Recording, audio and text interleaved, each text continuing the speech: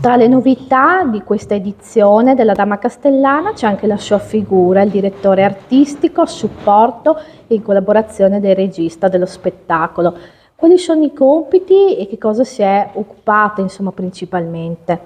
Sì, ho iniziato all'inizio di febbraio di quest'anno a pensare un attimino, a organizzare prima di tutto i contenuti per i social e quindi un lavoro di informazione per iniziare questo percorso e anche per comunicare che insomma le persone potevano partecipare a questo evento, partecipare a dei casting, tutto quello che è i primi lavori insomma per iniziare a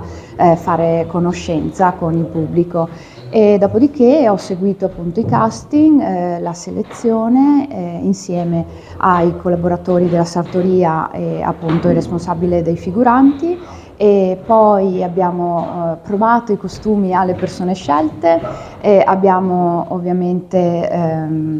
sistemato questi costumi, lavorato tanto in sartoria, lo stiamo ancora facendo, siamo agli ultimi piccoli ritocchi e abbiamo già consegnato i costumi, aspettiamo soltanto che arrivi il grande evento.